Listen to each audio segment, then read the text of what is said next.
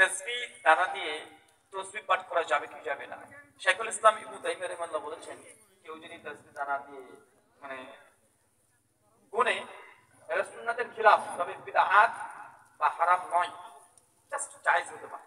কথা বুঝতে পারলেন? জাস্ট এটা জায়েজ। সুনান আবু দাউদ 1501 1502 নম্বর হাদিস, আল্লাহর নবী তিনি ডান হাত দিয়ে তাসবিহ মনে করতে বলেছেন। কেন? আবু দাউদ 1501 নম্বর হাদিস তিনি বলেছেন, কিয়ামতের মাঠে এই হাতগুলো তোমাদের সাক্ষী দেবে। কথা বুঝতে পারলেন? কিয়ামতের মাঠে কি সাক্ষী দেবে?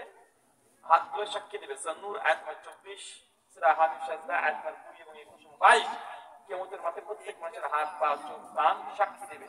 অতএব তাসবিহ দানা আপনি এগুলো দিয়ে করবেন। তবে তাসবিহ দানা দিয়ে কেউ যদি তাসবিহ করে, এটা ডাইরেক্ট বিদআত বলা, কিন্তু অনেক উলামারাই বলেছেন, শেখ আলবানী রাহিমাহুল্লাহ তিনি সিফাতুস সালাতুন নবীর মধ্যে বলেছেন, তবে শেখ সালেহ আল উসাইমিন রাহিমাহুল্লাহ বলেছেন এখানে দুটো ভাগ আছে। একজন ইয়াং ছেলে, ইঞ্জিনিয়ারিং ভালো বুঝে, সবকিছু বুঝে, এ যদি তাসবিহ দানা দিয়ে গণনা করে, তাহলে এটা সুন্নাতের খিলাফ, উচিত নয়, তাকে আঙ্গুল গণনা করতে হবে। এটাই সুন্নাত। আমরা কি আমল করব? সুন্নাত না জায়েজ? সুন্নাত। সুন্নাত আমল করলে কি হয়? নবীর সঙ্গে থাকা যায়। জান্নাতে করে রাখবেন, নবীর সঙ্গে থাকবেন। আর দুই, কেউ যদি বয়স্কর কারণে, বার্ধক্যের কারণে, বয়স 50-60 এর নিচে, অর্থাৎ কেউ গুনতেই পারে না, 1 2 3 4 5 6 10 পর্যন্ত বলতে পারে না, এমন হতে পারে কি পারে না? আছে না নাই?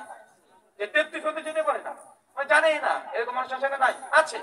তো ওই ব্যক্তি যদি তাসবিহ যদি গণনা করে, তাসবিহ কি যদি ওই ইট ঢেলে পাথর যদি গণনা করে, তখন আবু দাউদ 15 নম্বর হাদিস, আল্লাহর নবী একদিন একটা মেয়ের কাছে যাচ্ছেন, মেয়েটি কিছু খেজুরের বিচি গুনছে। আল্লাহ নবী তখন বললেন যে তোমাকে এর চেয়ে ভালো জিনিস শিখিয়ে দেবো।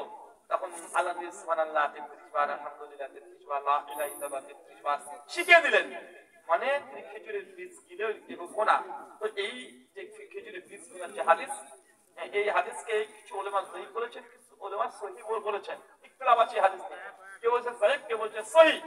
ইমাম শাওকানি হাদিসকে সহিহ বলেছেন, ইমাম শাওকানি তার নাইমুল আওতারি এই হাদিসকে সহিহ বলেছেন। শেখ আল্লামা শাইখুল ইসলাম ইবনে তাইমিয়া রাহিমাহুল্লাহ এই হাদিসকে তিনি সহিহ বলেছেন।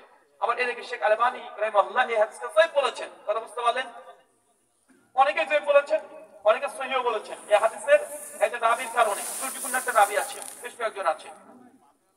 তবে এখান থেকে শেখ সালাহ উসাইমিনের যে সিদ্ধান্ত, এটা আমার কাছে মনে হচ্ছে সবচেয়ে বেটার। আর আমি এই ফতোয়ার পরে আমি ওই মনে করি যে এটাই হক, হকের নিকটবর্তী। ইয়াং জেনারেল যারা গুনতে পারে তার জন্য হাত দিয়ে গণনা করবে, এটা সুন্নাত, এটা ফজিলত আছে। যারা গুনতে পারে না বা গুনতে গিয়ে ভুলে যায় বা বার্ধক্যের কারণে যেতেই পারে না বা গুনতেই জানে না একদম, এমন মানুষ যদি তাসবিহ গণনা করে, তাদের জন্য কি বেদাত ফতোয়া দেবেন? হ্যাঁ, কি জায়েজ ওই পর্যায়ে পারে না।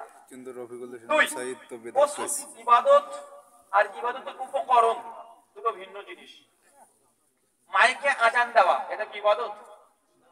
হ্যাঁ, ইবাদত না? ইবাদতের উপকরণ, উপকরণ। এমন কেউ যদি মাইকে আজান দেয়, বেদাত। তাসবিহ গণনা করে নয়, তাসবিহ গণনা সুবহানাল্লাহ, আলহামদুলিল্লাহ, লা ইলাহা ইল্লাল্লাহ, এটা